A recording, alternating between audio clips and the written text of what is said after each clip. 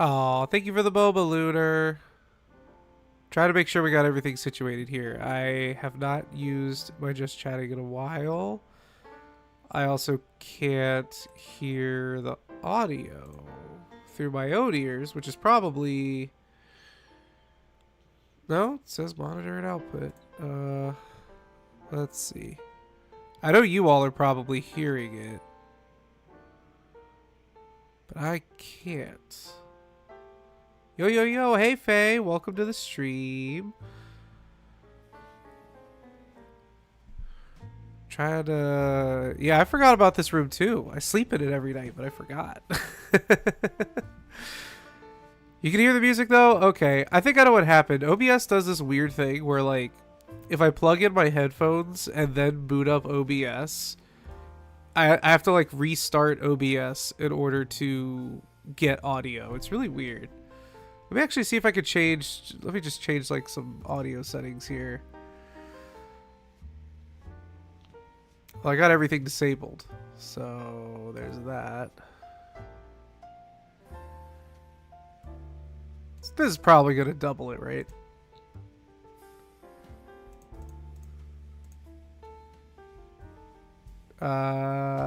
Nothing. Okay, well, is the song too loud for anyone?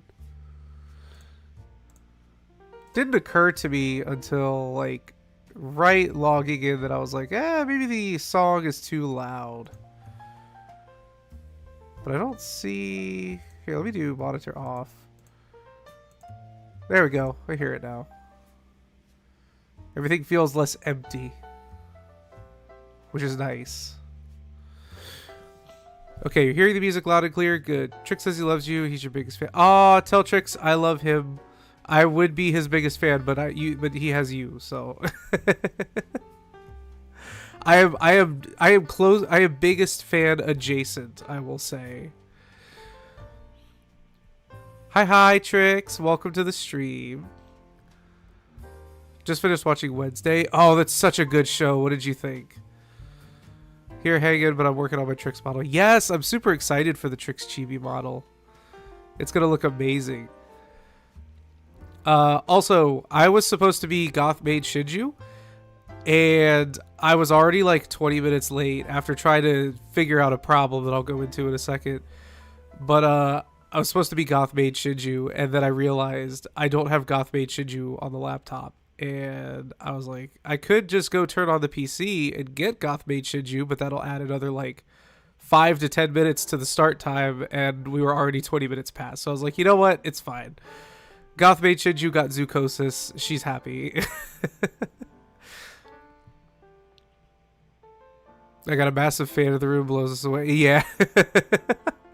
Phenomenal. Can't wait for season 2. I know, right? It's so good.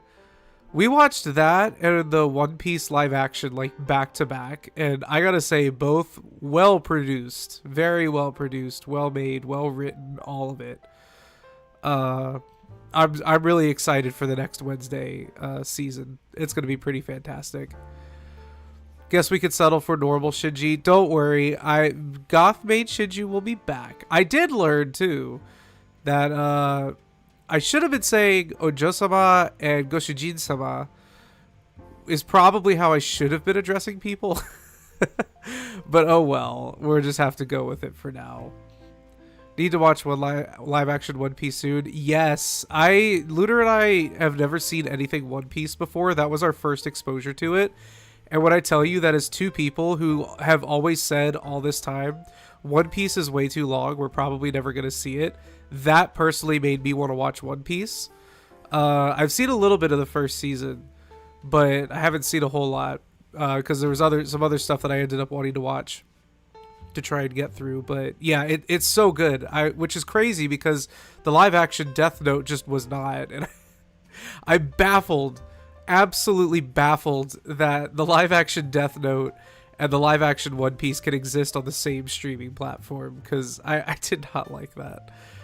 But I don't know, maybe that's just me. Maybe it's in hindsight, maybe if I were to watch it now, I wouldn't be so critical. But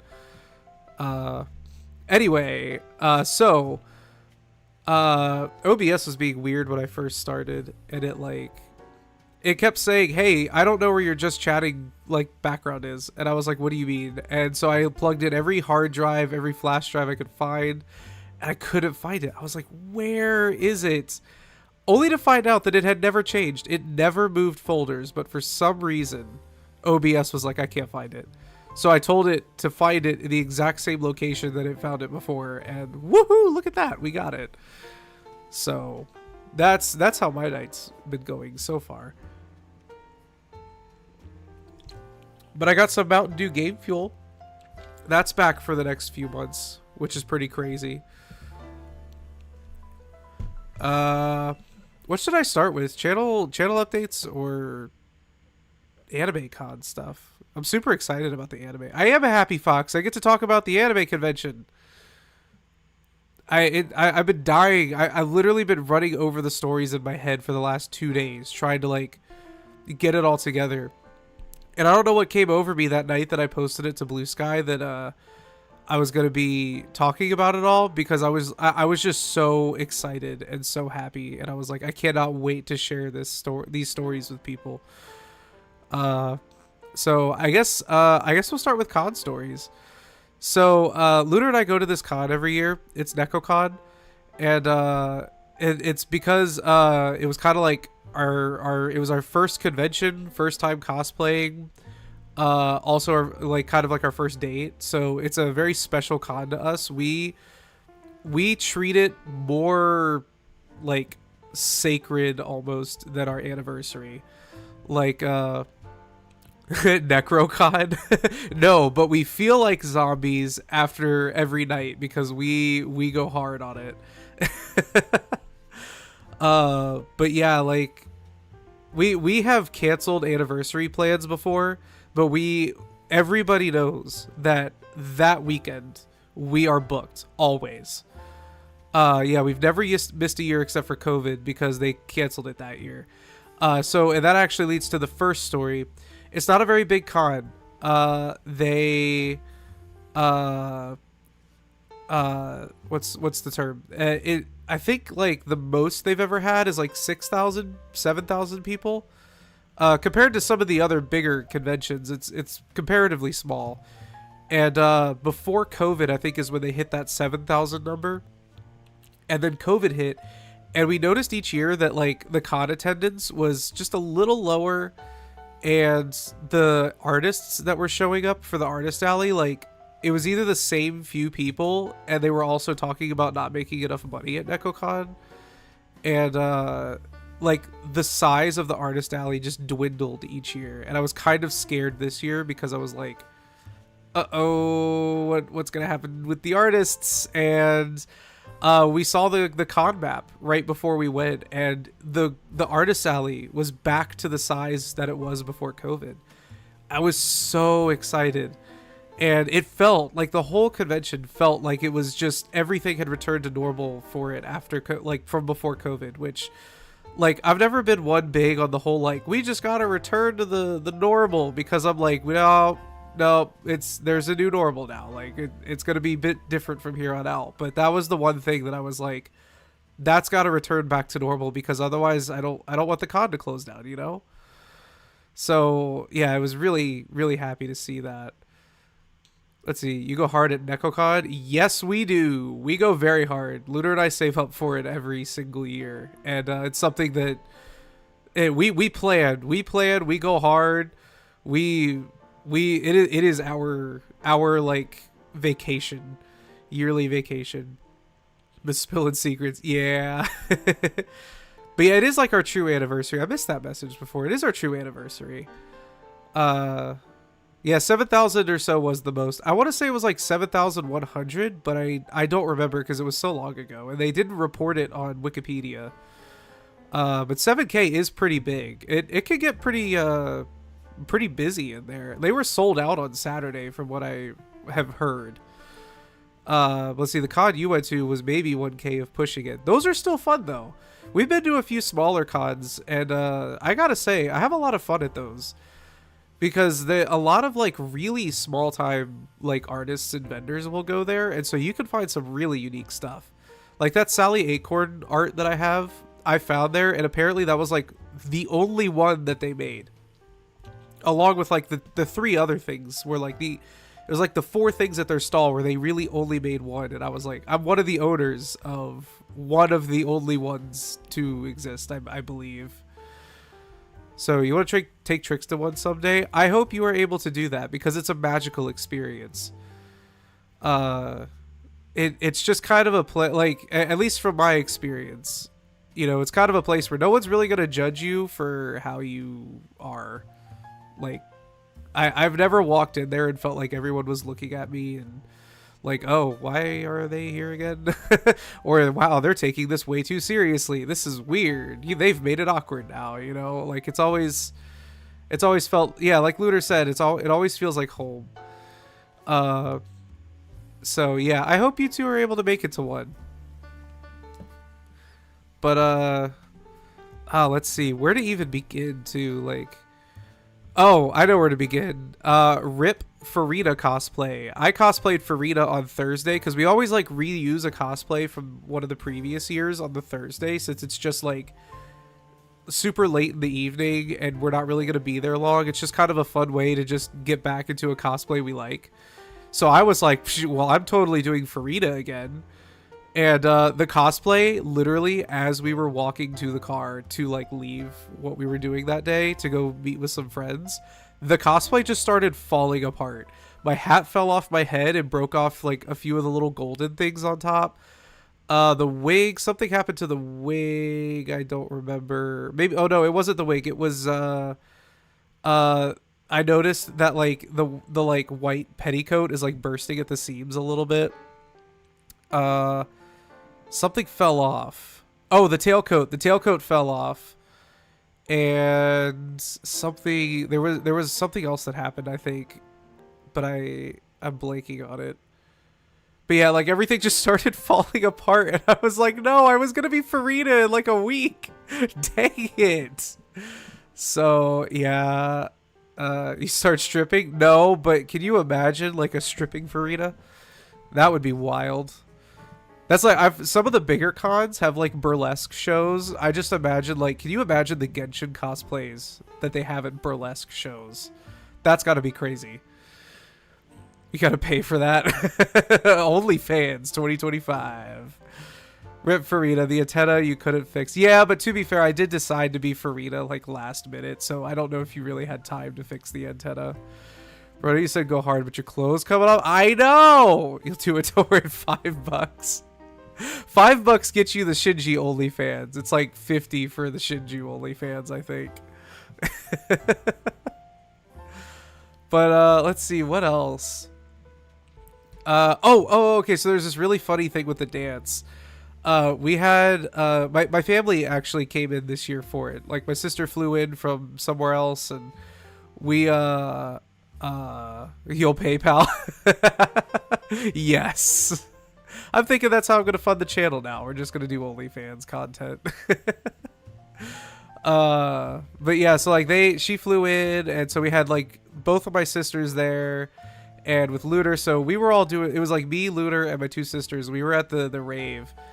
And we all kind of like I looked at Lunar and I was like, I'm gonna go to the bathroom and maybe get some water. And then I talked to my youngest sister who had never really done anything like this before. Like she literally like just turned 21. So, you know, I was just like, and also like she doesn't do well like in those types of situations, so I was kind of worried about her too. So I was like, hey, I'm gonna go get some, like, go to the bathroom, get some water. Do you want to come with me to maybe take a break? She's like, you know what, yeah, I think I will. So we went and we're like starting to walk out. That's when we noticed that my oldest sister and Lunar started following us, and they're like, you know what, we're gonna take a quick break too. So as we get to the door, all of a sudden, we just hear the Don Da Don theme start playing. And I immediately, I just 180'd. I looked at them and I'm like, we have to go back. We have to go back. And like, you could see the confusion on their faces. And it clicked for Lunar because you hear the da da da da da da da da. And she was like, oh, we have to go back. And then my youngest sister, who we watched Don Da Don with, she was like, oh, we have to go back. And then my oldest sister, who's never seen Don Da Don, was just like, what is going... Oh, okay, we're going back. Okay. So we put the bathroom and water break on hold to go dance to Don Don Don, and that was I was so thrilled that they played that because I looked at Lunar before that and I was like, can you imagine if they played Don Don Don at the rave? And she was like, that'd be so much fun, and I was like, I'm so happy they did that. It was so much fun. It was so great. They had some really good DJs this year too. They had this one DJ. It like his music style was so good. He had his own dancers up there too. And like his whole deal was that it was pop music from the future or something like that, but it was like it was a city pop style mixed with like EDM techno, which was a really weird but really cool combination. We unfortunately didn't stay for his whole set because it was 1:30 and we were still like, okay, we've got to gear up for another day of con, so we're probably gonna go. But that his style was really cool. I was really intrigued. I hope so many good things happened to him because he was really good. He was like hyping up the crowd all the time too. And then one of the vendors had like Transformers keychains, which I don't need any more keychains. I already have more keychains that I know what to do with. I've got to figure out something to do with them.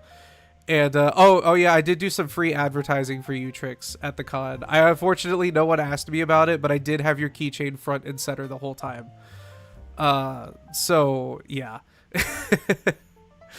But more, he needs more. Good. I will give Trix more exposure. But yeah, even Lunar was like, no, this has to be at the very front.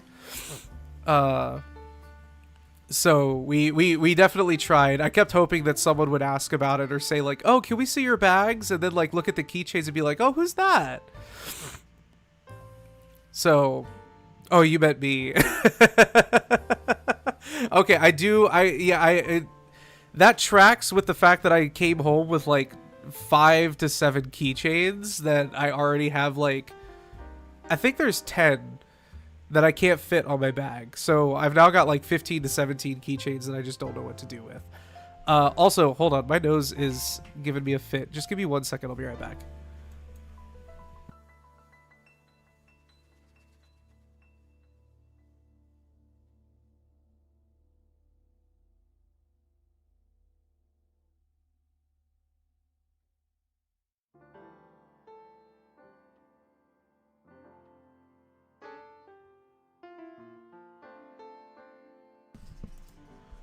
Okay, I'm back.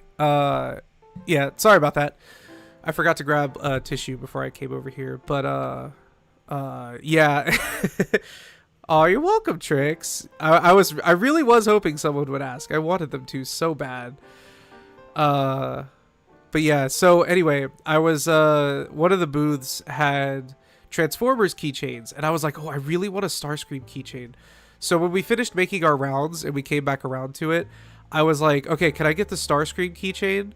And she just looked at me dead in the eye and went, which one?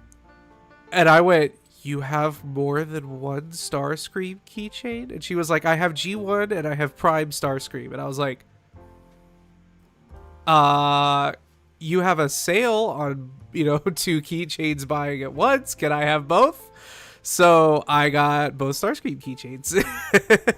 I wanted to go back and ask if I could, like, because the friends that we were meeting up with, they're the VTuber friends that we were at their wedding and stuff. She was like, she was like, I asked this one artist if I could commission something for them to be able to sell later or something, and then they would send me like the first one or something like that. So I thought about, because they had a sign outside their booth that says like, if you don't see something that you want of a certain series, you can ask me, like you can commission me for it and I'll do it. So I was like, I wonder, it wouldn't hurt to ask if I could commission a Starscream Cybertron for later. But by the time I got around to it, I was like, I feel bad because I probably wouldn't buy it yet because I've already spent so much money. So I didn't ask. But next year I also have their card. I made sure to take their card just in case they came out with another set of Transformers keychains. But I do love my Transformers. And fun fact too, right after I bought those, we started like nerding out about Transformers 1. Specifically the part, it was so funny because like the way that she brought it up to me was not, hey, did you see Transformers 1? She just said, oh, that part in Transformers 1 where Starscream said hit me was so charged. And I was like, you're right. So yeah, we had a good time with that. You have to work out just to carry the merch you'd buy at a con. Oh my word, yes. So that another thing that I bought was so it's like one gigantic red book, but it's the first or 2 volumes of the original Trigun before they got reserialized on another magazine and turned into Trigun Maximum. That book is thick and that thing is heavy. It was so funny because at one point Lunar was like, oh, I'll carry it for you. And I was like, are you sure? And she was like, yeah. And then we walked down like a couple of aisles and she was like, okay, can you take this? This thing is really heavy. I'm like, I know it is, but it's my big book. I like it. Yeah, it's a workout, especially in previous years. Lunar and I have bought like a whole bunch of prints. Like we would come back with like 10 prints each, combined. And we would have to carry those around the whole con. And so try like juggling like 4 different bags that are filled with stuff, and also just these prints that you're so delicate with because you do not want them to bend, no matter how much you you just desperately do not want them to bend. It was heavy, yeah. It sounds amazing. It really was. Although I will say, our friend that was there for like for the time that she was there, and she was staffing at the con, so she didn't like spend as much time in the dealer's room and stuff as we did, but somehow she bought either just as much or more than we did, and that was fun to see. But they had some really good vendors. I'm trying to think of like, there's so many stories. We did an after dark maid cafe where they were all wearing buddy suits because they have a maid cafe that goes to that convention. And we our first time ever going there was last year. And so this year we didn't do the regular maid cafe, but we did do the after dark maid cafe. And that was fun. That was really fun. I really enjoyed that. The food is always great, and all the money, so this leads into my next story. So all the money you spent, because what you could do is you pay money to have the maids like do stuff for you. So you can have them like do their special talent, or you could play a game with them, or you could get a checky and stuff like that. I can't tell you what we did at the After Dark Cafe. My 2 sisters and me and Lunar all made a pact that what happened in the maid cafe stayed in the maid cafe, but I promise it was actually a very safe for work time. But it was fun. Just making it sound so sussy. I know. That's why I kept going. We could play a game with them, or we could get a checky, which is just like a little Polaroid picture. What's the other thing? There was something else. Oh, you can have them do a special spell to make your food taste even better than it already does. Did I kill a maid? No, but I'm very close with one of the maids. Lunar and I happen to personally know one of the maids, so that's fun. Which was great because we got her table. They killed our hearts, exactly. There was a murder. They slayed our hearts. But anyway, this is the main point. So Lunar and I, we were throwing dollars around there, not in a weird way. Was the maid Shinju? No, unfortunately it wasn't Shinju, but Shinju would fit right at home. And I gotta say, the maid cafe actually has their own like original song that they perform during the opening ceremonies. And I kind of sat back like this particular NecoCon and I just went, I bet they would let Shinju cover that. Like, I could cover a maid cafe song to a maid cafe that I have personal investment in, which would be pretty dang cool. Yeah, but yeah, Lunar over here is like, I wish. But anyway, so all the money that you spend, because they have various events like that where money you spend specifically goes to this like big pool of money for the charity that they're supporting that year. And this charity, so usually they would do like a little cat rescue, and then this other thing called the Carolina Manga Library, which is a library full of manga and graphic novels that travels to different conventions on the East Coast and sets up shop. And it's totally free. You just show up. It's in a quiet little corner away from the con, and so you could just go there and just read whatever manga they have on the shelves. And they've got, I think this year they said they have like 5,000 volumes of manga available. I should do a con as Shiju. I'll take tricks to see. Yes, definitely.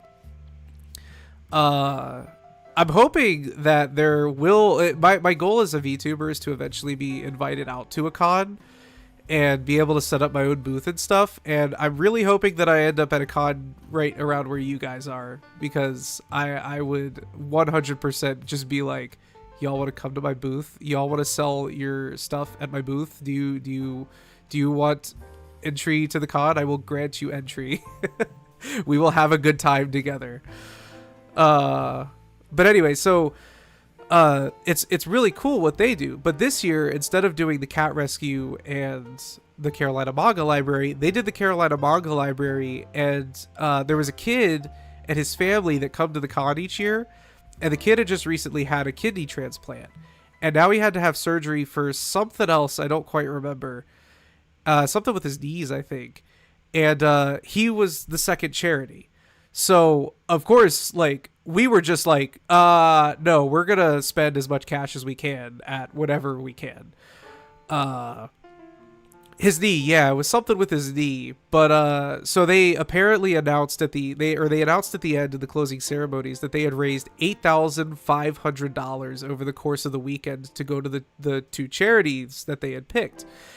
And the Carolina Manga Library, when they offered them the money, that like their half of the money, apparently they said, "Oh, that's actually way more than we need. We're just gonna take 1,000, and you could give that family the rest."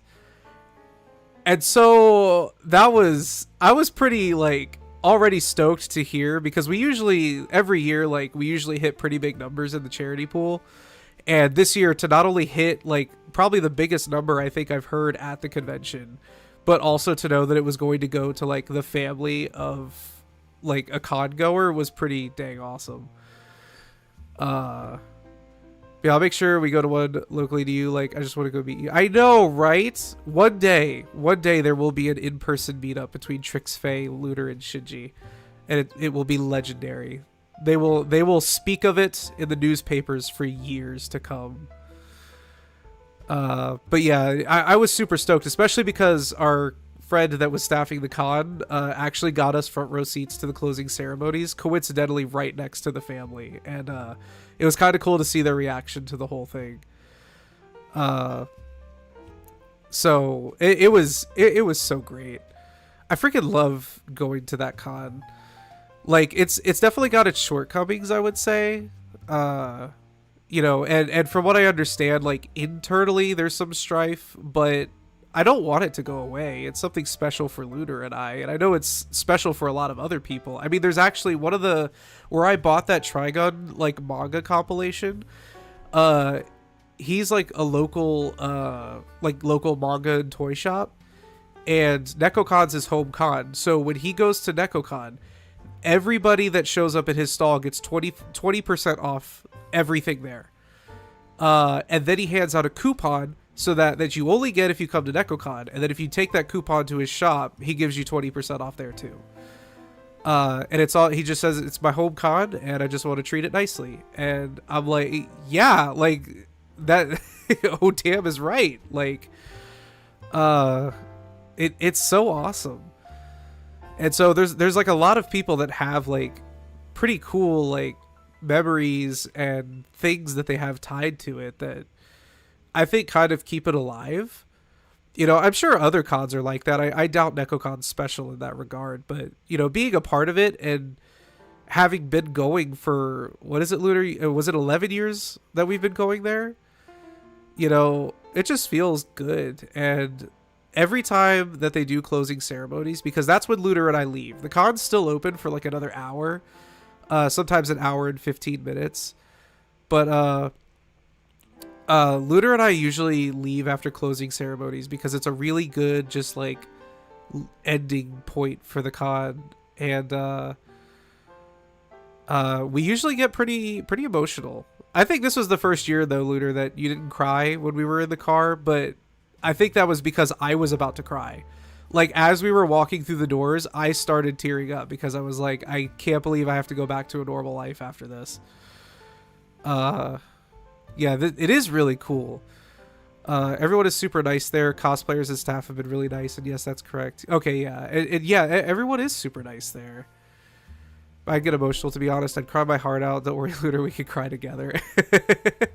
Yeah, it's so Lunar has an old coworker that still goes to NecoCon, and he told us one time, he was like, the way NecoCon feels is for 3 days I get to be somebody, and then on Monday I go back to being a schmuck. And like that is a very accurate descriptor of what that feels like. Like everyone there is there for the same reason, and for the most part, like it's a very accepting space of everybody. I love it. It was the first time I went, I felt so at home, and I guess just Lunar and I just have felt that ever since. So, but anyway, enough emotions, because I'll probably start crying at a certain point because I'm like, oh no, I'm in real life again. No. But I did not make the AMV contest, unfortunately. I also didn't make the AMV overflow panel or the judge's choice. I missed every single mark I possibly could. But yeah, it definitely will happen. Yeah, it makes me feel so happy hearing people super happy about our cosplays too. Yeah, a lot of people liked our Alhaitham and Kaveh cosplays. Lunar did say, she's like, why didn't you could show a picture if you just blur our faces. I was like, I should have thought about that before I did this. So, but yeah, post-con depression really is real. And yeah, no, it's okay. It's just a fact of life. You get used to it. Usually we feel better by dinner time, which we did. We actually felt better by the time we got to the car. But you're still my favorite and a winner to me. Aww. Maybe next time. So cute. I love them. Yes, they were so... I loved it too. Oh, it was great. And I had a lot of fun with it. I did win. So Lunar and I have a competition every year where we see who could get the most photos. And of course, this year, everyone wanted a picture of both Alhaitham and Kaveh, but I won. Somebody wanted a picture, and I let them know. I said, oh, my Kaveh's in the bathroom if you'd like a picture of them too when they come out. And he didn't really respond, just took my picture, and we kept going. And so I was like, well, Lunar's going to be upset. What do we get for dinner? We got Panda Express that night. So we try to go for like something Asian on the Sunday that it ends, and we've done a couple of things, but Panda Express is just kind of hits the right spot. But yeah, so yeah, I did say that we were just trying to decide cosplays, and I was like, you should be Kaveh, and she was like, you really think so? I was like, yeah, and I'll be your Alhaitham. So that just kind of became the motto throughout the whole weekend, of just me being like, I'm your Alhaitham and you're my Kaveh. So yeah, we even do like personal pictures with just the two of us too, where we just like find a place at the con that's kind of out of the way and take cosplay pictures of each other. And this year we did it in the hotel room because we actually thought that looked better than anything else we could take at the con. So let's see, never had PE, but if it's like normal Chinese food, it'd be good. It is good. Is it the best Chinese food I have ever had? Absolutely not. I'd actually rank it pretty darn low. But it is pretty good. It's still good. Like, it was good enough for us to have it 2 nights in a row. So, it's good enough for us to eat it, like, almost literally every post-con meal. So, it's still good and worth it. But it's definitely not the best Chinese I've ever had. I do recommend their orange chicken and their sweet fire chicken. So their sweet fire chicken is like a spicy chicken that's cooked with pineapple and red bell pepper, and the pineapple is super tender from being being pan fried with the chicken. And it's a really like sweet spicy flavor that I personally enjoy. But that night it was extra spicy, And I was in pain while Lunar was watching the last 2 episodes of Trigun Stampede, because she watched Trigun Stampede, and I was super excited because I've been dying for her to watch it, because I'm like, you would love Trigun Stampede. Because like I loved the old Trigun anime, but I didn't think Lunar would as much, and so I never really suggested it to her. But Trigun Stampede, I was like, you can experience Trigun now. Yes. So she finished Trigun Stampede and got to enjoy it. You love Trigun Stampede? I know. I still remember when we watched. I think I watched the first 2 or 3 episodes with you, and that was my first time seeing it. And I was like, "Oh my word! I got to keep going with this." But you've heard the orange chicken is really good. The orange chicken is really good. It's probably my favorite thing there. And feel the burn, yeah. Zazie, my beloved. I did like Zazie.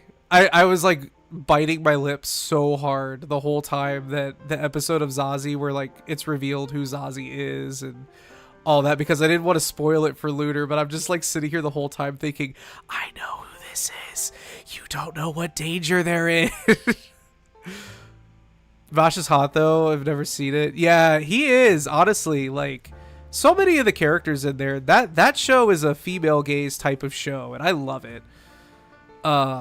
Like it's honestly refreshing to me to see male characters that I can kind of look at and be like, I actually really like that character, because normally I like latch on to any like women in anime because all of the male characters are just now some kind of bland shell of a character. And Trigun Stampede does a really good job at having really fleshed out characters all around, and it really makes me want to say, like, I actually want to cosplay this male character, and like I would enjoy it, because most of the time I would cosplay a male character and be like, yeah, I'm this male character, but I like the woman better, and I don't like I would look better as the man. So as yeah, so that's why Farida was so huge for me, because it finally like kind of unlocked a little bit of confidence to be able to do women cosplays too. So it's so good. Yes, Faye, he is. Shinji's a tease. It's a male gaze as well if you're not a coward. Exactly. The male MCs tend to be so bland in recent manga and manhwa. Right? I don't know what it is. They used to have so much personality to them, and now like even in Genshin, there's just like, I could cosplay male characters, but there's characters that are better. Lunar probably disagrees with that though. She's probably, because Lunar's been doing like male cosplays for years now. And it's just like, I don't know what you're talking about. I'm having a good time over here. So you were the cutest and prettiest Farida out there. Aw, thank you. Ito though, peak male design. I agree. I like Ito a lot. Ito is chef's kiss. Yes. Oh, so many good things. But yeah, so she finished Trigun Stampede while we were there, but hold on, we got on a tangent. I started talking about Trigun and Panda Express. Wait a second. Oh, AMVs. So I did not make the contest, but I will say the winners definitely deserve to win. The like best in show choice, if you want to look it up, it's called Death by 1,000 Match Cuts, and that was amazing. The amount of time that person must have took to like find every single match cut and put it in there had to have been insane. See, it's just easier and more fun for me. Exactly. And you look good. You look really good, honestly. Dumb bug loving himbo. Exactly. That's why my sister loves him. My oldest sister like pegged my younger sister for like as a himbo lover like a long time ago. I forget what it was specifically. Oh, I remember. She bought her first body pillow and it was an Ito body pillow, and my oldest sister was just like, oh yeah, I forgot you like the himbos. And after that it just became a thing. I'm your winner. Aw, thank you, Faye. But it did make me realize something. I gotta say, I have way more fun with comedy AMVs, so I'm probably gonna start doing more comedy AMVs. I miss it. I had a lot of fun with the ones that I did, and they were good. And I'm good at, like, I studied a lot of comedy when I was in school, and so I'm kind of like, I could do good ones. Coincidentally, the only AMVs I've ever had enter a contest and like get shown in the contest were comedy AMVs. So I'm kind of like, maybe that's just what I need to go back and do. But oh, there was an artist, and also Shinji stand up when okay, I gotta get something set up here because I forgot I had something to show. But while I do, I'm gonna address that for just a second. Y'all aren't ready for that, I think. Not that I could do stand up. I don't mean that you're not ready for that. I just mean I was gonna do stand up one time as like I know what I'm doing and I think I could do it well. And unfortunately, I didn't get a chance to do it. It was like an open mic night at school, and I think I got sick that night, or I couldn't make it for some reason. And I was honestly just like, what's the word? Oh, I didn't download it. I kind of realized after that, I was like, you know what? It probably was better. I think I would have bombed. Like, the set was so hyper specific to like the school that I was at that I honestly wouldn't have been able to do that set anywhere else. So who knows though? Maybe one day, because Trix is ready. Trix is ready for it, and Faye's ready for it. Maybe one day I'll put together like a little stand-up routine on stream. It'll probably be really cheesy and dumb, but we'll have fun with it. And I think that's what's most important, is it'll just be a fun time.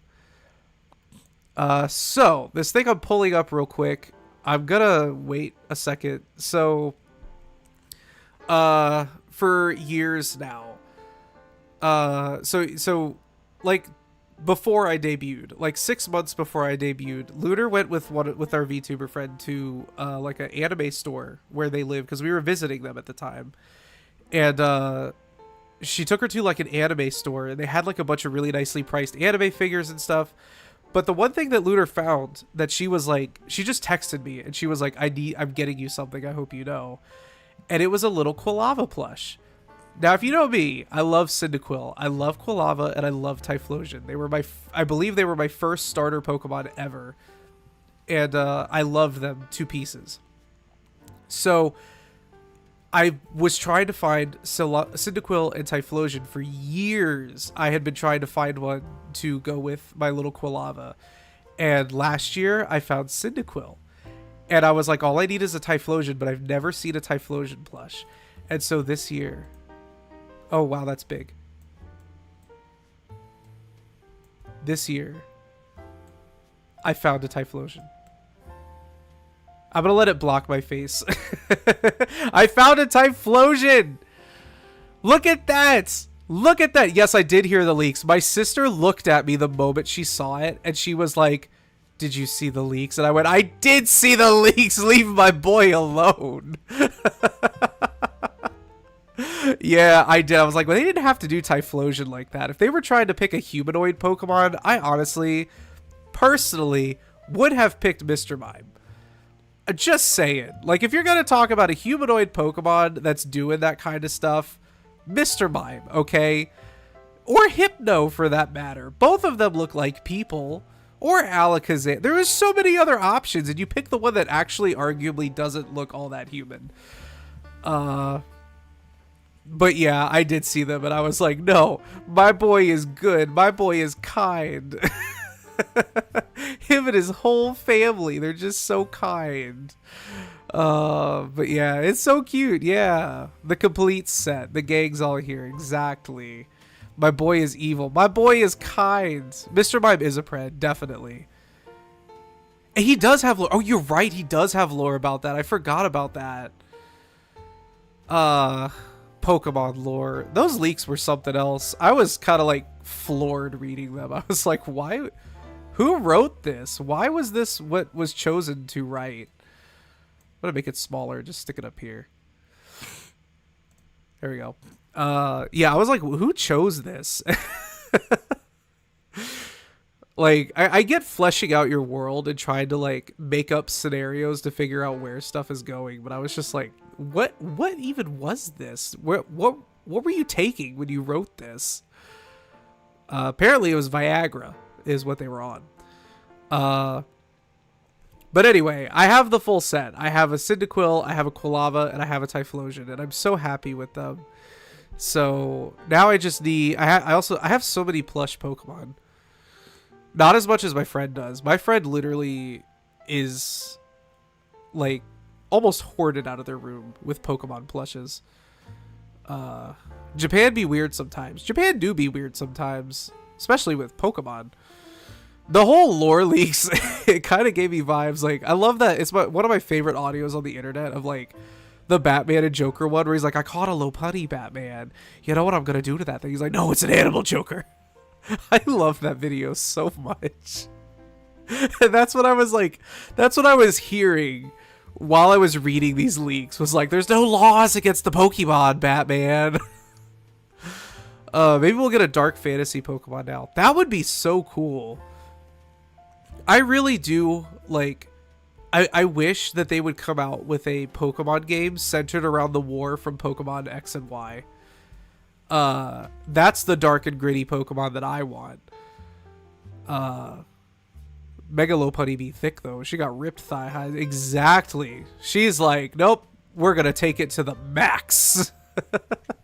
She was Dynamaxing before Dynamaxing became a thing. Let's see. Oh, there was one other artist there. She was super diabolical. I'm going to let you right now. The absolute audacity of this artist to have two separate Fuwamoko shirts. She had a Mokoko shirt and a Fuwawa shirt and forced me to buy both of them. I had no choice. I was by the neck forced to buy both of them. And if that wasn't enough, there was a Gura plush, a little Gura plush keychain there that I also wanted to get, but I was like, no, I've already spent way too much on these shirts. And yeah, I spent the most at this booth. And so we walk through the con, and I pass by, and I see a Pero Ita bag. Now, your boy is in the market for a new Ita bag, because my current Ita bag is maybe just a little too small, and I've already filled it with buttons and pins. So I was like, I could use another Ita bag. Let me go see how much that one is, especially because it's Pero, the Fuwamoko mascot. I can wear my Fuwamoko shirt, my Fuwamoko jacket, my Pero bag. And the pocket was a little small, but it was on pre-order, right? So I was like, okay, pocket's a little small. I don't need it. So I leave. Our friend comes up to us, says that she spent more than me at that booth, which I was like, same, honestly. If there wasn't so many other things I wanted, I would have spent way more money there. And then she goes, yeah, and I've spent so much money that she let me have a print for free. And she shows me a Mona print from Genshin Impact. Oh, sorry, my nose. So then I'm like, I looked at all of her art. I saw no Genshin. And she said, oh, that's because she didn't put all of her art up. You have to go ask for the ones that she didn't put up and she'll show them to you. She has so many Genshin Impact ones. Well, I had to go back. I asked her to see the prints. She shows me the prints. And again, this diabolical artist had the audacity to have the most safe for work, not safe for work print of Yaimiko, and then a matching A1. But this is where it gets diabolical. She had an amber print.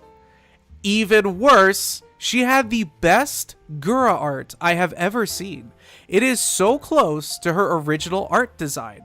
And I'm like, that is my OG Oshi. That is the VTuber that sent me down the rabbit hole. I have to get that because that is the best art I've ever seen of Gura. I have to get the Yaimiko art because I like Yaimiko, and also Fox.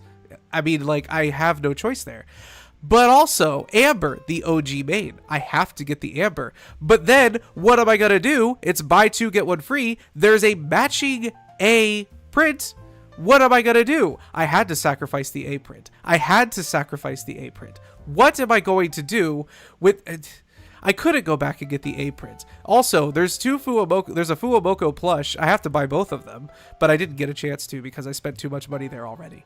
So, yes, I was very stressed out. I took a picture of their business card. I will be spending more money in the future when I can.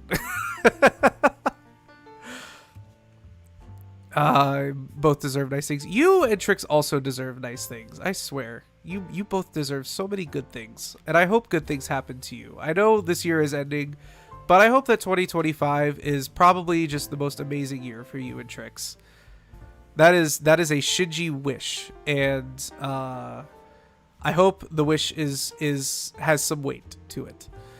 I love hearing describing this. That's how I felt. I felt like it was so diabolical. Oh, this is Shinji putting a second mortgage on the house, isn't it? Yeah, you know what? It might as well be. We got things. We got you two. Oh, that's so sweet. Yes, I agree with Shinji. Lunar wish too. Yes. I love you guys too. We both do. Y'all are amazing. Y'all Faye. I know. They're so sweet. But yeah, I was thoroughly like, I kept walking away from that booth being like, I have to go back. There's so many things that I want there.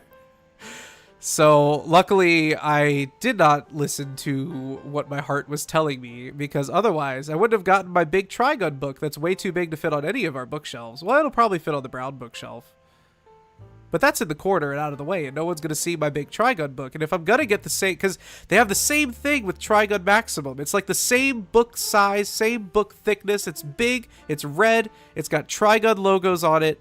Each book has a different one, and I'm like, I want to display these, but I don't have a shelf big enough out in the main room that can fit these. We both had a booth like that. Yeah, Lunar had a booth that was like, we walked up to it and I was pretty sure Lunar was like gone from me. Like, I was so amazed. They had these Genshin plushes that were custom made. They all had little removable hoods because they all had these little hoodies, and they each came with like I believe they came with earrings, or just the ones that had earrings did.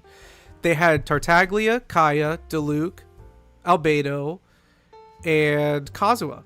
And then they had an Alhaitham and Kaveh on the way that had little sensory pieces to them. So yeah, like, Lunar was already sold on that, but then to find out like all the keychains they had, all the stickers that they had like all these things that Lunar had never seen at other cons, and was like, I am going to spend so much money here. And she did. I think we went to that booth like 4 times, and like, even my sister was like just so taken aback by it. She was like, this booth has everything. And I was like, I know, even stuff for me. So, Mario and Friends Plush World, hi! We're just chatting today. Lunar, my wife Lunar and I came back from an anime convention, so we're telling stories. Yeah, we stood there for like 20 minutes while she was trying to decide on things. Yeah. So, gonna make custom Trix plushies like that? Yes, you totally should. Yes. And yeah, we will both each be getting our own Trix plush, I think. Oh yeah, you did only spend money there once though. You were good about that. I think you at least got everything that you wanted from that one trip. But we did visit there again a couple of times. But yeah, that was fun too. Oh man. Okay, so what else happened that I really have to get out? Yeah, not like me doing multiple rounds. Yeah, I know. I figured that if she was going to have the audacity to split up her merch like that, I was going to have the audacity to go back to that booth multiple times. Make her do multiple transactions. Ha! See how she likes that. Yeah, she probably did like it. Let's see what else. They had a Ben & Jerry's there for some reason. Ben & Jerry's just set up shop randomly inside the place, and I was like, this is cool, but like, this is also just so random. Let's see. I think that may have been it. Did I go through all the con stories I wanted to share, Lunar, or can you think of any that I may have missed? I think that was pretty much it.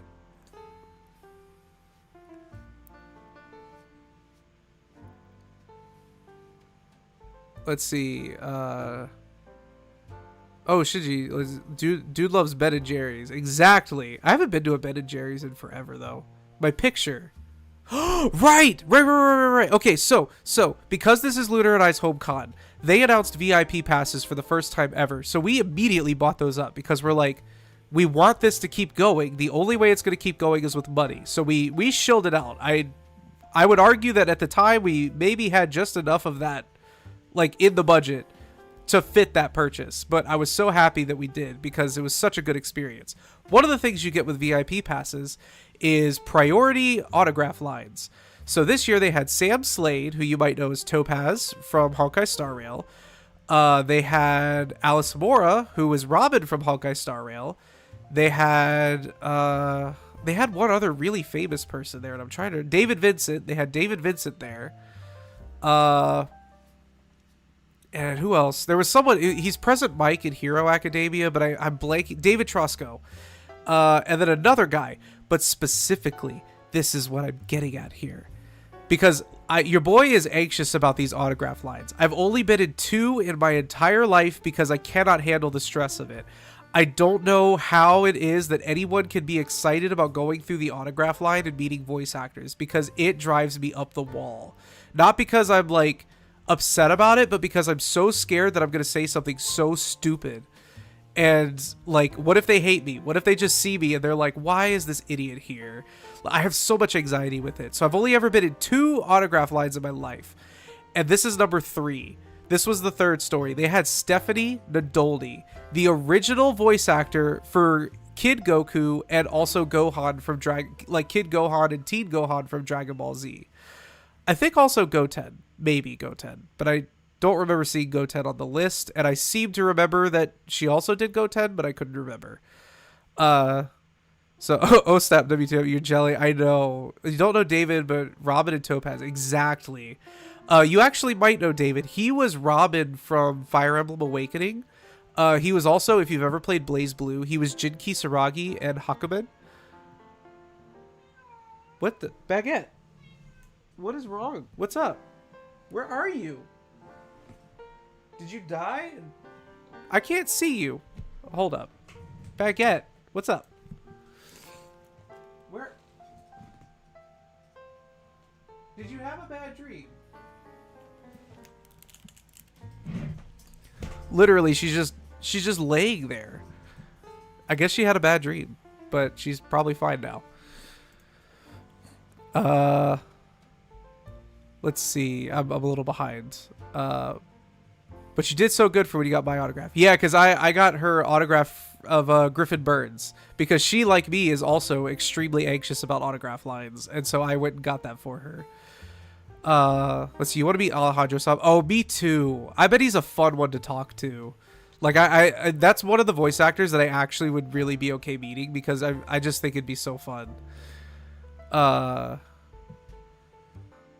You love these streams? I'm glad. We haven't done a Just Chatting stream in almost a year, so I figured it was due for one, because like I said, I also have some channel updates.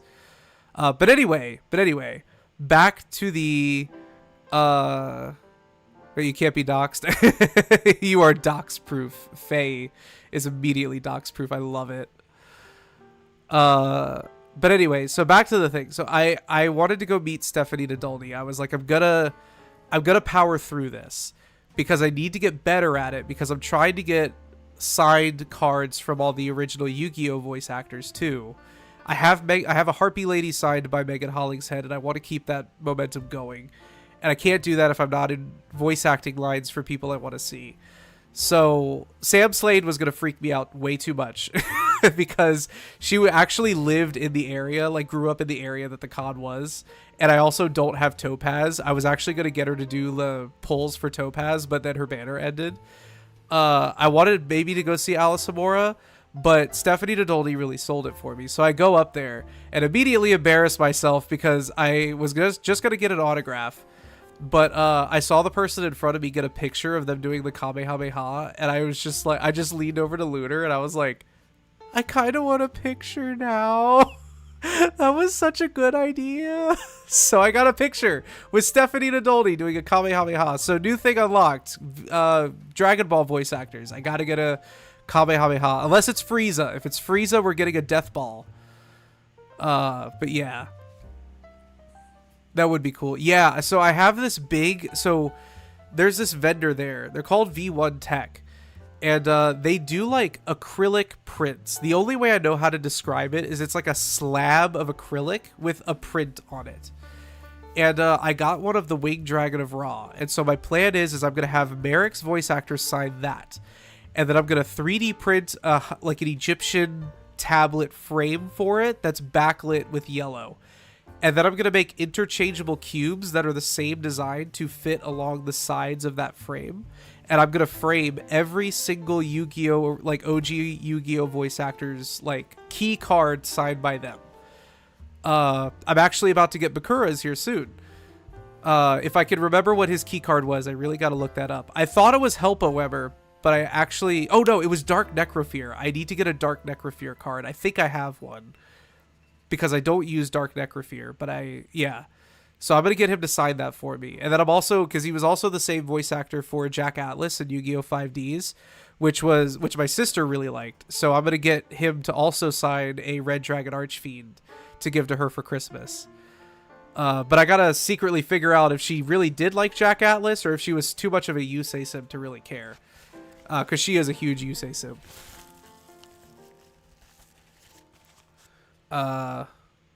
Let's see. He totally did fine. He was so chill about it.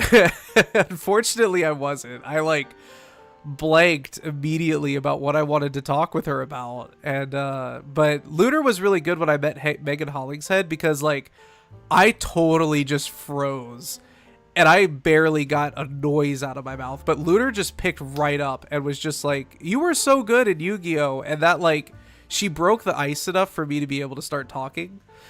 But unfortunately, I was very adamant about talking with Stephanie Nadolny and just being like, I want to be able to initiate the conversation. And,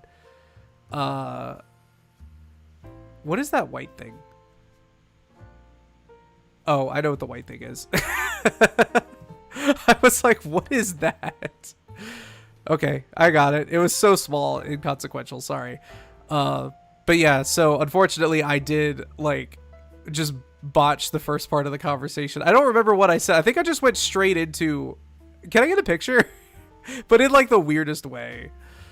So yeah, if it's not someone I'm super excited to see, I'm chill with seeing them, but I was too anxious to see Griffin Burns. Yeah.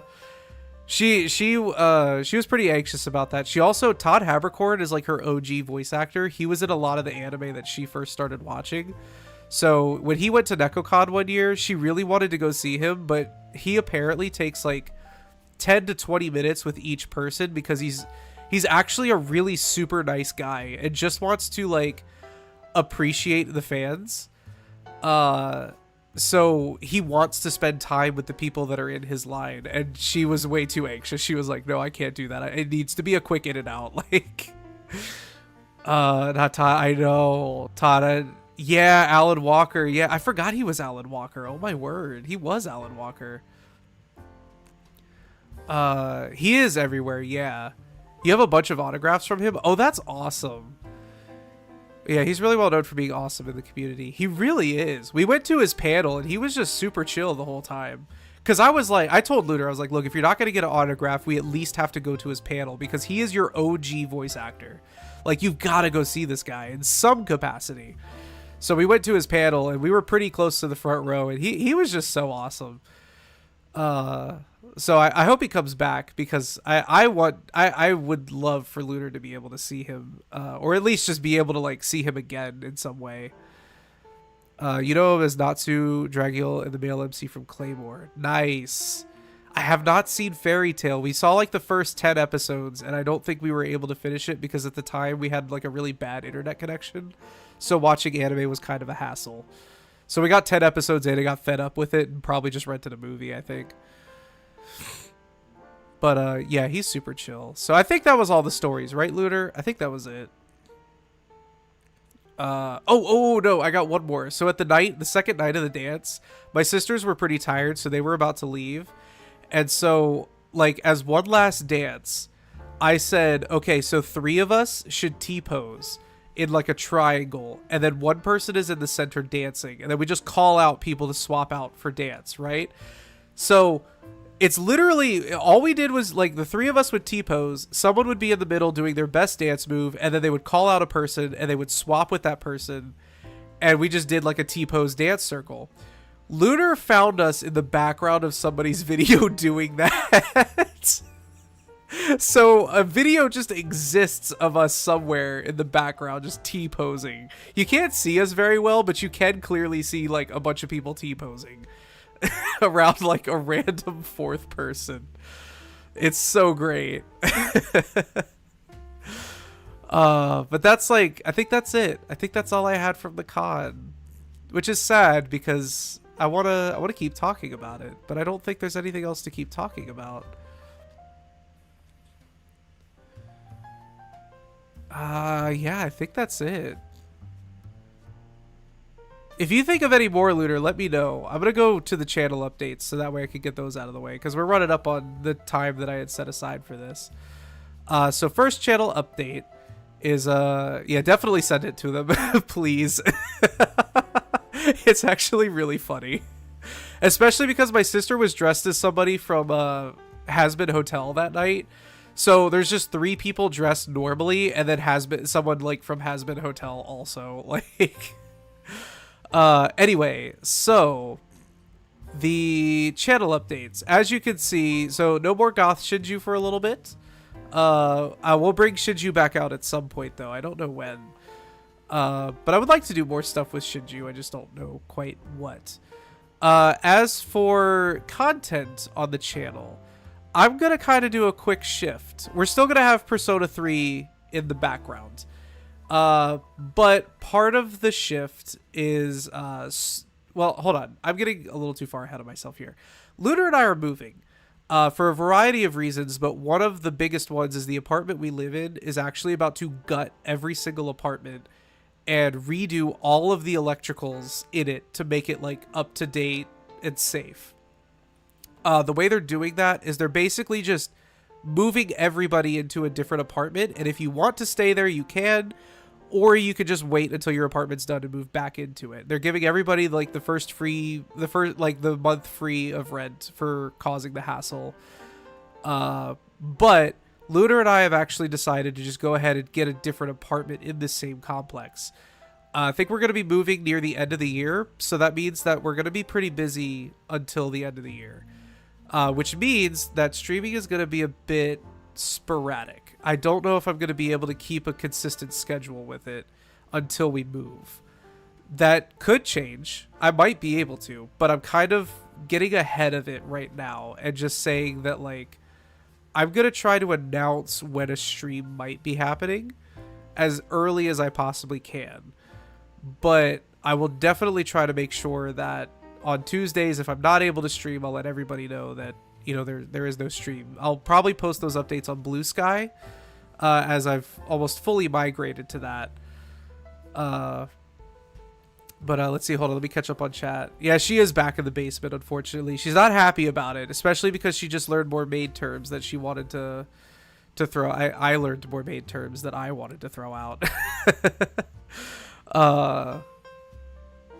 But yeah, we can move back, but we decided that it was actually going to be better if we just stuck to a different apartment. So we were just like, they're finishing up the one that we want to move in. Like, that's one of the first ones they're going to do. So we were just like, we're going to move into that and just stay there. It'll give us a lot more room because it's bigger than the one we have now. So it'll be, yeah, it is neat. We're pretty stoked about it. It is going to be a bit stressful, but we're still pretty excited. Oh,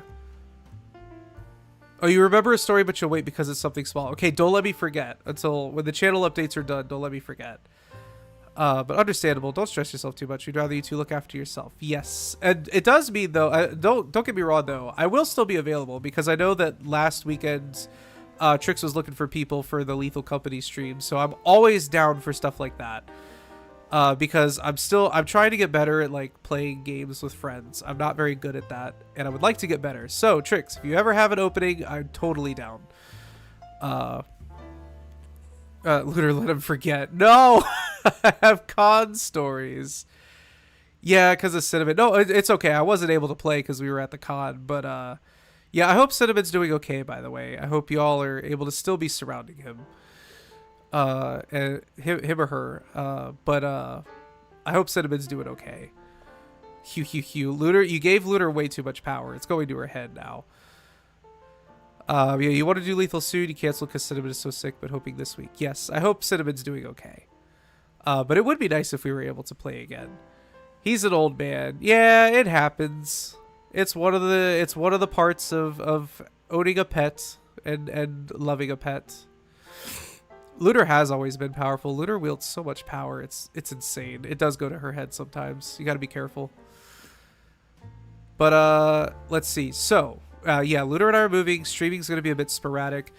But it will mean that so the reason I haven't done Persona 3 in a while is because it's kind of a hassle to move the PlayStation, either move the PlayStation to wherever I stream or move the stream setup to wherever the PlayStation is. It's kind of annoying, but when we move, I've actually got it kind of situated in my head of how it'll go, and I think we'll be able to tackle a little bit more Persona on a much more regular basis. So that's kind of the first content shift, is to get through Persona. The second content shift is I'm a firm believer in being the kind of person you want to see on the platform that you like content create on, which has been kind of a big motivating factor for a lot of what I do. And lately I've felt stagnant, and I don't know why. Well, I guess I do know kind of why, but not fully. So I want to try something new. Ever since I migrated over to Blue Sky and told Blue Sky that I like indie games, Blue Sky's been recommending to me a lot of really cool indie devs. A lot of them they may not be completed games, but they're like demos and stuff are out on Steam. So I'm going to start doing indie games and maybe put more of a focus on those, because I can't keep up with modern gaming. It used to be, showing my age here, it used to be that you didn't really have like a new game every single like week or so. A big blockbuster hit like Black Myth Wukong happened like once a year, and other than that you just kind of had these smaller games that were pretty fun, and it wasn't as expensive of a hobby. And nowadays I certainly can't keep up with the like hardware requirements. I'm hoping to get a PS5 soon. It's something that I'm actually kind of working on, like a budgeting plan for that, so that we can have a PS5, because I'm kind of tired of buying all my games digitally. I'm one of those people that really likes to have physical media, and it bothers me that I have so many games that I could own physically but can't because I don't have like a PS5. So yeah, it used to be that way. And but one thing I can keep up with is the indie market. There are so many indie games out there that and the other thing about modern gaming too is so many AAA companies are just like, a lot of the games are soulless, and you could tell they cut corners, and you could tell that they were just trying to make a deadline. And that's not anything against the creators of the game. It's the administrative side of things. It's the part of the company that wants to make money, and that's very valid. Obviously, if you're in business to make money. But when art gets involved, it gets stripped, and it gets stripped like my Farina cosplay. Yeah, we'll have a gaming room, and that's part of what's going to make it doable with Persona 3. But I understand you there. Oh, that's really nice. Blue Sky is pretty good. I have been enjoying Blue Sky. I think there's some features from Twitter that I miss, like the ability to bookmark, and also priority notifications. I want to know when people I follow are tweeting. I'm missing so much, and I kind of wish Blue Sky would do that. But other than that, like, it's been pretty great. But modern gaming is kind of dragging now. It really is, and I feel it. But either great games or just 100-hour fillers. Oof, calling Valhalla out like that. Dang. Oof. But yeah, that sucks. I hope you get one soon. I do too, because I'm running out of space on everything. But indie games are so much fun, and that's probably why I'm headed in that direction. But you feel disappointed with a lot now. It's why you like your farming sims and stuff. Exactly. And a lot of those, because they can't be filler, you have to have good, repeatable content. And you have to make that repeatable content fun, that I honestly don't think a big company, unless you're talking like Harvest Moon, but even from what I understand, Harvest Moon is struggling nowadays.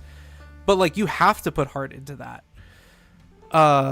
Yeah, Faye feels the same. Yeah, like it's hard now. But notify of bookmarks, everything else is great. Yeah, I agree. Valhalla is your least favorite creed. I have mixed feelings about it. I enjoyed the Norse mythology segment so much. That was like the most fun I think I've had in an Assassin's Creed game, was the Norse mythology stuff. But that was just because it was fun to like play through it. But anyway, so for someone like me who grew up gaming, and this is what gaming used to be. You went to the game store, you bought a Nintendo 64 game for like 30, 40 bucks maybe. You bring it home, you put it in, and it just works. There's no update, there's no nothing. It just works. And for all of Nintendo's faults, I have to give them credit that games like Breath of the Wild and Tears of the Kingdom are as big as they are, and they are plug and play. I waited for not a single update for those two games. I put them in the Switch and they worked. Animal Crossing, I put it in the Switch and it worked. If those games were made for the PlayStation and Xbox, it would easily be a 20-hour download. And so I gotta give Nintendo credit there. They're at least doing that. They're keeping their games small and fun. And that's what I want from indie games. I see it a lot with indie games because these are projects that people have left their jobs to pursue. These are projects that people have put their heart and soul into. These are projects that started out maybe as just a quick little game jam that turned into something great. Like, for example, the first indie game I planned to play, outside of maybe Windblown, I've started playing Windblown because one of my friends is playing it and was really excited for me to play it. And I can't do Baldur's Gate yet because I don't have enough space. But on stream, I haven't decided if I'm going to play Windblown next or if I'm going to play this game called Monterona. It's a demo right now. It's coming out in 2025. And it's just it's a city sim. You make a little Italian villa city and you just make it. And it's relaxing. It's fun. And I'm like, this is something that, you know, if it was made by a bigger studio, they wouldn't put much stock into it, and so it would just feel like shovelware. But this is something that this person was talking about, how, you know, he's making Italian. You make an Italian. The tagline of the game is "Make an Italian city just like in your grandma's stories," which kind of makes me think that this person grew up hearing about how like living in Italy was, but maybe they didn't live in Italy, and so that's what I'm kind of trying to pursue with that. So that's part of the reason for the shift. So if we take a shift from maybe some bigger games and maybe focus on some smaller games that may not be something that everyone wants to see, or maybe is something that, you know, it's probably not going to get me a lot of views. I kind of think back to when I played Hana Hide and Seek and had the creator of the game was, I don't remember if they were in chat or in a comment just saying like, "Hey, thank you for playing my game. This is so cool." And I was like, that was such a good interaction. Like, I know if anyone played my game, I would first off feel an immense amount of shame because, wow, I can't believe I released that. But, you know, at the same time, I would feel admiration if they said anything positive about it. So I'm kind of like, that's the kind of creator I want to be. I want to spread that positivity, and I want to show people appreciation for hard work that they do that's probably not going to get seen by a lot of people. So that's what the shift is. I think that's all for channel updates. I'm also working on a Shinji 2.0 model. I don't know. I would like to try my hand at doing it in Blender. I don't think it's really going to work out, but I would like to. But I'm working on it. I'm thinking about making it a sub goal. I think that would be nice because then it gives me time to work on it, because if I say 500 subs, it's going to take me way too long to get there. Let's see. Let me catch up on chat. You miss just popping in a game and playing. Exactly. And studios couldn't just pull the game. Like, when they pulled Scott Pilgrim versus the World, when that game came out, the only people that got to continue experiencing it were people who bought the hard copy. Everyone that bought it digitally, it was deleted from their console. Or no, it didn't delete from the console, but it was deleted from the store. And the price for consoles with that game on it, like, skyrocketed. So I'm kind of like, I don't want all of my games to be taken one day because a studio feels like they don't want to put it on the market. I want to own this. I bought it. I paid for it. I'm not going to get a refund if the studio decides they hate it. So, and then on top of that, just being able to plug in a game and just play it. There's no day one patch. Oh, that was the other thing. Games used to work. Barely sometimes, but they worked. Like, glitches weren't game breaking in most cases. The game was complete and put together and worked. And nowadays you can barely play some games when they release, and the studio has to like release a patch within the first week, and so like its launch is butchered because you can't play it. So anyway, that's my rant on that. I don't want to get too far into that because that's just a sad topic. But let's see. If you haven't played Baldur's Gate 3, I recommend it. Oh no, Lunar and I have been trying to get Baldur's Gate 3 for a while. But every time we say, okay, this is going to be the paycheck where we buy it, because we got to have 2 copies, one for each of us to play. And every time we say that, some big financial thing happens and we're like, okay, I guess we're not buying it this time. But next time we got it, and suddenly we don't. So we're going to get it one of these days, because we both really want to play it. But, ooh, that sounds nice. Yeah, I probably am way too far into this rant to know what you were saying was nice, but I agree with you. Whatever it was definitely is nice. Oh wait, no. I remember I saw this come through when I was talking about Monterota. So yeah, that it did look so nice. If you look it up on Steam, it's called Monterota, Monterona. It looks super relaxing. So I thought it could just be a fun stream, and also maybe give the devs some well-deserved exposure. Let's see. I get some indie games. I could probably. Oh yeah, definitely. Let me know some recommendations if you have any, because I've got a running list. I just started writing out a list of indie games that I want to play. Do it. 144 subs. That's too soon. I don't know if I'll be able to learn Blender that fast. So that's all for channel updates, I think. I'm pretty sure that's it. Yeah, that's fair. Yeah, it's a rant. I think about it constantly, but you know, it's there. All right, Lunar, what's that story? While Trix and I talk about this game, there's a little game about bugs coming out called Gloomvale. Well, now you got me curious. Gloomvale. Oh, is it a card game? No, that's just a Magic the Gathering card. I love the art style. Oh, it's so cute. I'm gonna look into that. That looks really cute. I can't tell what it might be, but I like the idea of it. I'm gonna look into that. You've intrigued me at this. Oh, look at his little teeth. I just saw the key art. I love the little teeth on the beetle. That's cute. I like that. Let's see. Oh, the Tainari cosplayer that came up to us. Oh, you fund indie games on TikTok a lot? You can do that? I'm gonna look into that. I want to do that. Let's see. Okay, so wait, the Tainari cosplayer. Oh, I remember now. So a Tainari cosplayer really liked our cosplay, and I don't know if they were just doing it for cosplays they liked, or if they were doing it for Genshin cosplays, but they gave us flowers. They handed me and Lunar flowers to go with our Kaveh and Alhaitham cosplay. So I thought that was really cute. We walked around with the flowers and posed with them and the little chibi Kaveh and Alhaithams that we had. So it was really fun. I liked that. You want to play it? I want to play it too. It looks so good. You showed up, but it's going to be co-op. Ooh. Oh, you said, I'm so sorry. If you've sent me TikToks and I haven't seen them, I'm so sorry. I have been off TikTok for a little bit. But I do need to catch up to what you've been sending me, because I know some of it's been Sonic and Shadow memes, and I actually do have a Shadow meme to send you. Yeah.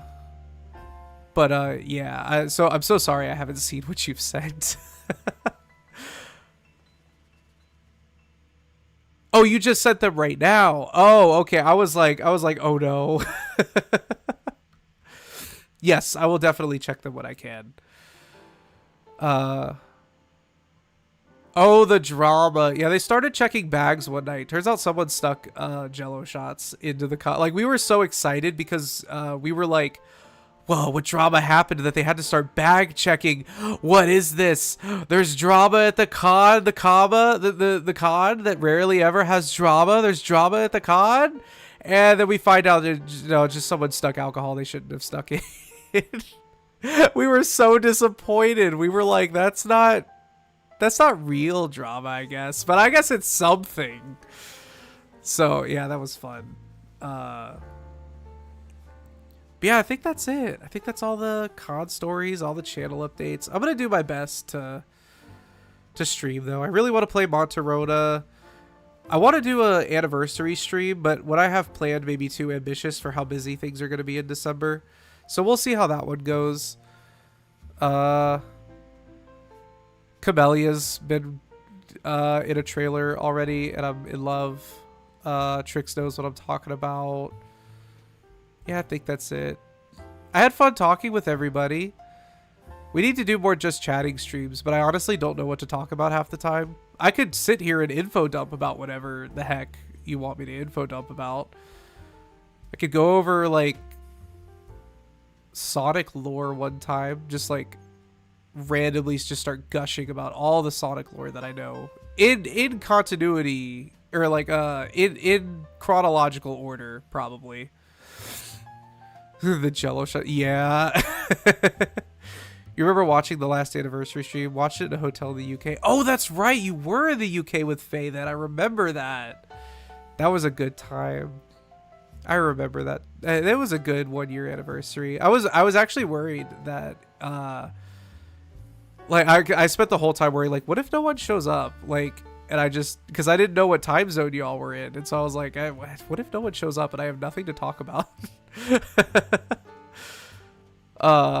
You're gonna lose them to Camellia. Lunar's gonna lose me to Camellia. Like, it's crazy the hold she has on everyone. And she was crying in the trailer. Who made my girl cry? We ain't gonna have that. I gotta catch up in the story. I haven't done anything in the game since like 1.0.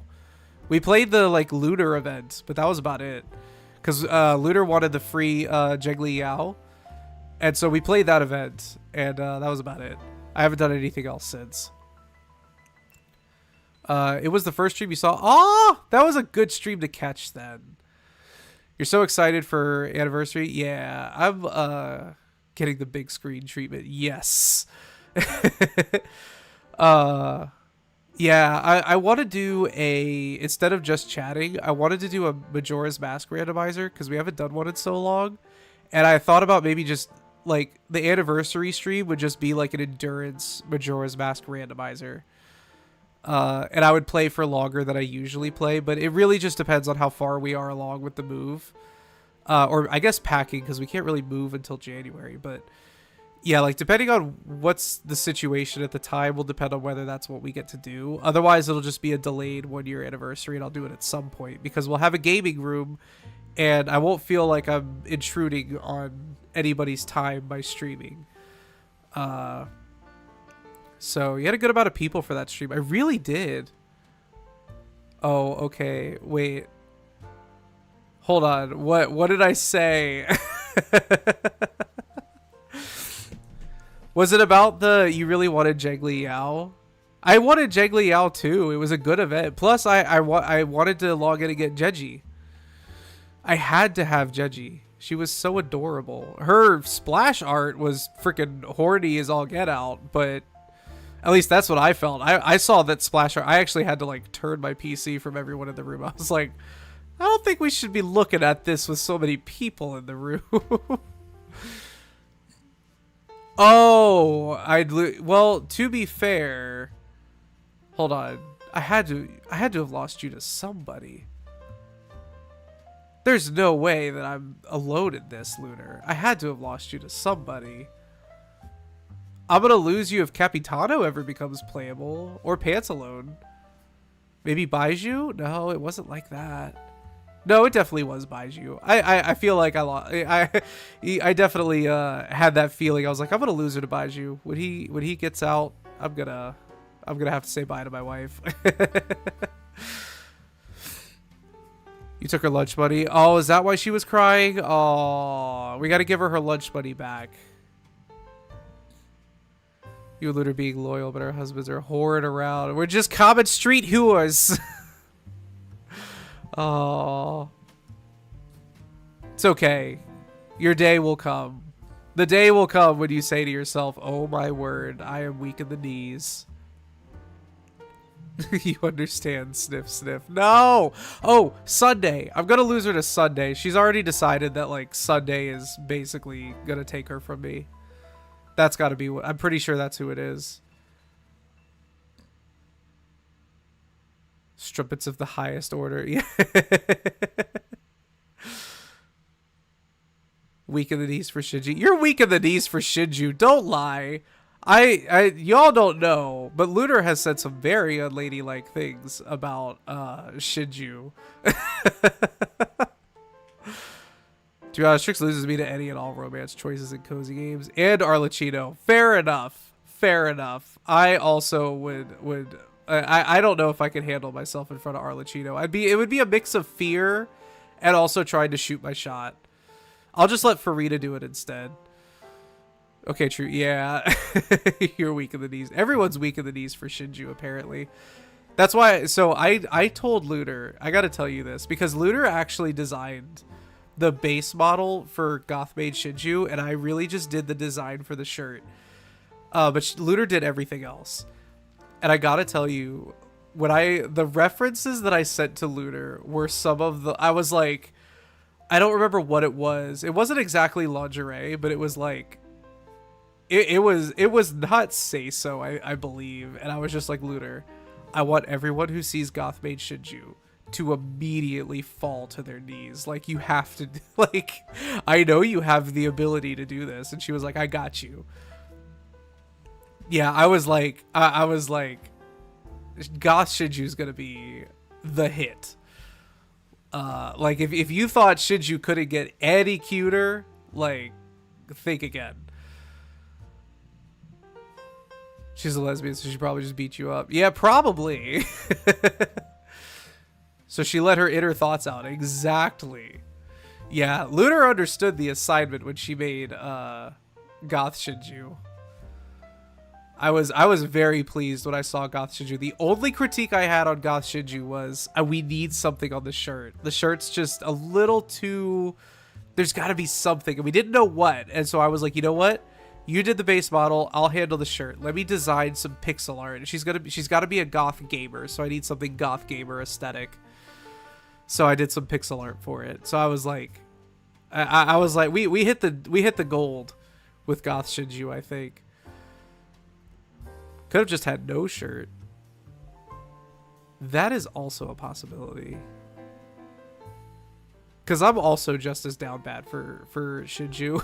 Like, when I made Shinju in general, I was like, this has got to be like my dream female, like, VTuber body here. Like, the only thing that I couldn't do with Shinju was make her a moth girl. I kind of have a weakness for moth girls. I have lamps to give. So many lamps to give. Lamps in the shapes of hearts and love. Just say, I do like where this is going. Yeah, Lunar, you do like where this is going. Moths, I hear you there. Moth girls are so well designed. I don't remember what it was, like the first moth like anime girl I ever saw, but after that I was like, this is probably my favorite type of anime girl, is a moth girl. Got some great ideas sometimes. Yeah, they're great. I love them. But yeah, like, oh, I had a thought that I lost it. Moth girls are hit. Yeah, if I had to be reincarnated, I would be a moth girl, I think. Like, upon second thought, Shinju could have been a moth boy, and Shinju could have been a moth girl. But we're a fox, and that's just as great. Send you a moth girl I made before. I would love to see the moth girl you made before. Nothing on Arachnid Girl? Look, I didn't say that I didn't like them. Those legs, the legs. I cannot like, if you want to see my brain shut off, show me the spider girl from Monster Musume. For some reason, my brain just immediately shuts off when I see her, and I'm just like, marry me, please. Catch me in your web. Like, do something. I haven't even seen Monster Musume, and I'm just like, I already know which one. I already know who I'm here for. Sent. I have been known to give monsters fudge. Chocolate is a healthy diet. Or, I know a good fudge recipe, actually, is really what it is. I got a friend who kind of can't have butter, I believe. I think that was the part of the fudge that he couldn't have. And so he has a really good fudge recipe that kind of substitutes butter. Ooh, I love the moth girl. The outfit, too. The way the stitches look like smiles.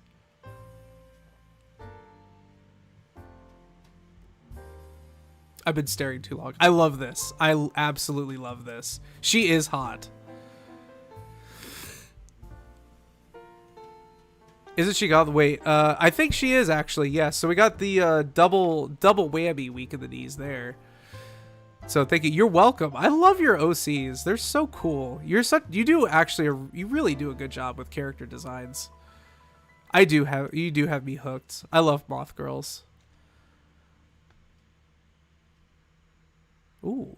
Sorry, I got a notification for someone playing something on Steam, and I'm like, I know what you're doing. I can't really say because it's a surprise, even though no one here is gonna go watch them. Because it's my VTuber friend. Because I don't want to say the name because he doesn't know that I'm a VTuber. I edit their videos. And they don't know that I'm a VTuber. I'm waiting for them to find out. All of my socials that they interact me on with say Shinji the Fox. It's even in all of my bios. It's a quick little Google away to find out that I'm a VTuber. It even says so in my bio. But I don't think they've ever noticed. And I kind of want to see what happens when they do. Y'all, if you're in the chat right now, don't leave me hanging. At some point y'all are going to find out. And if y'all have already known at this point. So you never talk about her because you sold her, but I love her design. Oh, well, still. She's really cool. You'll tell them. Who you edit for? Mr. Beast? Oh, no, not him. No. They're smaller. They stream on Twitch.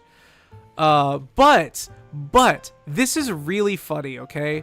One time, so there was a specific stream where they wanted a moment clipped from it because they were part of the stream, but they themselves weren't streaming. So they asked the friend that they were streaming with to send the VOD to me so that I could edit that clip out for them to be able to post. In that stream, because I had to go grab like the message from the chat that they were reacting to, so I went to the VOD. In that stream was one of my followers. I recognized the username, immediately clicked on it, and saw that one of my subscribers, currently subscribed to, is like a follower of someone that they stream with frequently, which means that if I was in their streams, because I'm terrible about being consistent in streams, but there is a good chance that all it's going to take is me being in one of their streams for them to all of a sudden just be like, Shinji, you're here too? And me be like, oh, hey there. And then everyone being confused because they don't know. At least I assume they don't know. So I'm waiting to see what they do. I want them to find out first.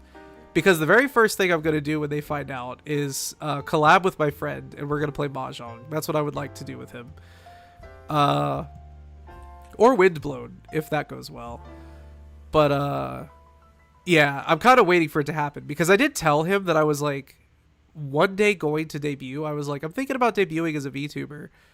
And we talked about it a little bit, but at the time, Shinji wasn't really all that fleshed out, so I didn't do anything. And I just felt so weird just telling people that I was debuting. So I was like, I'll just let people find out naturally. I'll shift over all of my online personality stuff over to Shinji the Fox, and we'll just wait and see who Googles my name first.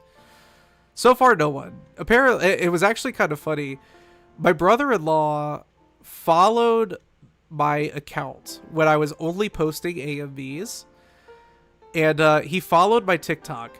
The moment I posted my debut trailer, I guess he thought he was following a random VTuber, so he unfollowed me, not knowing that it was me. I haven't told him yet, but I am sitting on that story, and I want to tell him so dang bad what happened, because I know he's gonna laugh about it. But yeah, it is a small world. It was really funny to see. So one of these days, it's gonna get out. And like I said, they're small streamers. I think they're still bigger than me, but they have less than like I don't. Well, actually, I think his wife has 300 followers on Twitch. He has like 100 some, I think. Maybe it's 200 actually. I think it's because it was. I remember when I had like 90 subscribers. He had double than me, so I don't know if he's grown since then, but yeah. Yeah, Lunar's the one that noticed, I think. She was like, you know, he's not following you anymore, right? I was like, what? What do you mean he's not following me anymore? Oh, it was funny. So I'm waiting to tell him that, and he'll get a big kick out of it. But yeah. Anyway, I have to go. But I hope everyone enjoyed my con stories. I will want to tell more, honestly. I think this is going to be a yearly thing. Just the Tuesday after I get back from the con is going to be talking about the con stories and stuff. This is one thing I will do too, because we did buy some prints and also just some of the art that was there. Not art. This was actually the first time we left a con and had less than 5 prints to each of our names. So if I could find the artists on Twitter and Blue Sky, I will retweet if they post pictures of things that we bought, because I don't want to just assume that an artist is okay with me showing their stuff on stream. I am pretty sure they'd probably be okay with me taking a picture and posting it to a social media and tagging them. That's probably different than just me showing it on stream. But I don't know. I'm not an artist. I don't really know what the etiquette is there. So I do know that next time I go, I am going to ask artists, hey, is it okay? I stream and I would like to show what I bought. Is it okay if I take a picture of what I got and post, like, show it on a live stream and tag you in the description and stuff? You know, that's something I'll probably make a habit of doing. But if I see art or like products that I bought from small time artists at the con and I find them on Twitter and stuff, if I see what I bought, I'll retweet it. So that way everyone knows who I bought it from and what, you know, they could potentially buy themselves. So yeah. But thanks for the stories, man. It's been a nice end of day. Good, I hope so. It's been a nice end of day for me too. I had a lot of fun talking about it. Made me a little emotional again, because dang, I really want to go back. A weekend's not enough. It's not enough to feel that way. But cons generally tend to be very accepting, especially depending on where you go. That one in particular, I know, is pretty accepting of LGBTQ people. Well, really anybody. They're accepting of just about anybody. And it is a really good space. So, but yeah, you were a good girl. You only bought 1 print this year. Yeah. We were both good. Well, I bought 3, so unfortunately I'm not as good. But yeah, it's very nice, very fun, very good time. So I hope everyone enjoyed the stories, and thank you for sticking with me so long. I went back on another one of my 15-minute end of stream tangents that I was so famous for in my first year. I got better at it though. I got much better at it, but not today apparently. So anyway, oh goodness, sorry about that. Thank you so much, everybody, for joining. Next time we stream, it'll either be Windblown or Monterona. Probably Monterona, but I haven't decided yet because Windblown's been really fun, and that's also an indie game, so it's still kind of in line with what I am wanting to do. So, yeah. But I don't know when that will be. It could be randomly during the week. It could be on Tuesday as scheduled. But, I don't know. I don't know what it's going to look like with us trying to get everything packed up. So depending on what that looks like, everything that I just said could be totally wrong, or it could be even more right than I was hoping it or that I thought it might be. So yeah, but it was fun hearing them all over again. I love hearing you talk. Oh, thank you. We'll have to do more Just Chatting streams. Maybe I'll just pick a info dump session and just start talking about stuff. That'll be a fun Just Chatting. People can ask questions and pick my brain. But bye, Fox. Good night. Thank you for the stream. Bye, Trix. I hope you all have a great night. And have a good night, Fox and Kat. And don't stop the Farina fit anymore. No. Don't worry. There will be more Farina cosplay. I just need to fix it and also maybe get more, because some stuff that broke, I'm like, okay, I really can't fix that. Do it. Yes. Interview Lunar. Ooh. Make her info dump. Can I get Lunar to info dump about something?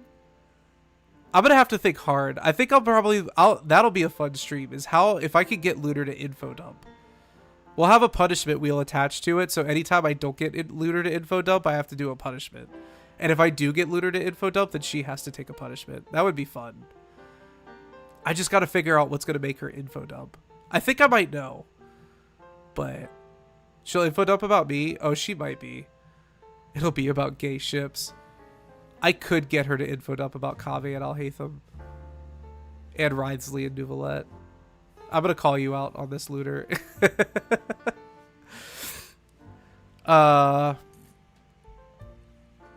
But yeah, so that's all for me. Oh, and Lunar is planning on streaming. She didn't get to it in October because we were ridiculously busy, but she does have a stream plan that she wants to come and do. So she would like for it to be soon, and she told me that it was okay that I made mention of it, but I'm not going to spoil what she's got planned. It's going to be a really good time, I think. So yeah, she's kind of she's nervous, but she's excited. So cheer her on, make her feel welcome as she enters back into the YouTube space. So Saito and Tainari, yes, that one too. Actually, I forgot about them. You legit can't wait. You'll be there. So hyped, and we'll be there. Exactly. You've already got 2 people, Lunar. You got this. Anyway. Anyway, thank you so much, everybody. I promise I'll stop talking now. But thank you so much for joining. I hope you all have a wonderful night. And look forward to more Shinji stuff going forward. And hopefully maybe some better stuff. I don't know. We'll find out. So thanks for joining, everybody. Bye.